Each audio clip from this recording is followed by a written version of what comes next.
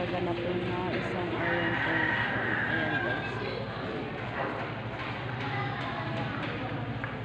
Ayan ang aking mga kasama. Ayan ang aking mga kasama. Akala mo nung ginagamot eh. Nagbablog. Ayan. Kunti lang yung tao dito. Kasi limit lang daw ito. Ayan ang aking mga kasama.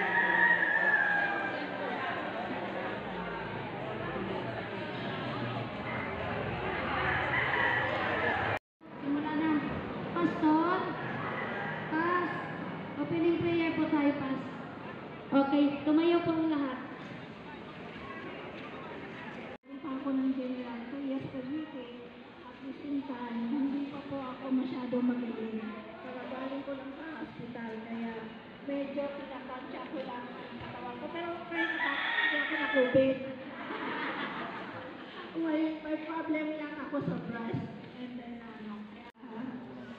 by the way, para dito na magtatayo tayo ng Pahalang ang sarili cellphone. refinery sa atin. Para yung lahat mabibigyan ng trabaho. Yun ang ano doon. Yun ang kaakibat. Pag binigyan ka ng bahay, magtrabaho ka doon. Kung mag-asawa kayo, kung may another work, obligado kayo. Yun yung patakaran nila. Obligado kayo na mag-resign sa trabaho nyo dahil doon kayo sa farm. Kasi para yung ang ano nila na bibigyan ka ng bahay na libre pero magtatrabaho ka sa farm na may sweldo naman. Yun ang patakaran nila. So, yun naman, tinatanong ko sa kanila, what if kung ayaw magtrabaho?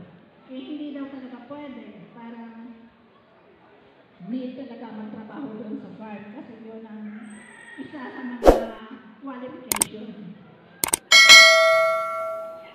Sabi ko, itong pagbahay talaga, sa ano lang talaga to, sa walang mga trabaho at saka masakit man sabihin natin yung talagang walang pinagkukunan na mahirap talaga. Nabibigyan ng bahay, pero may kaakibat na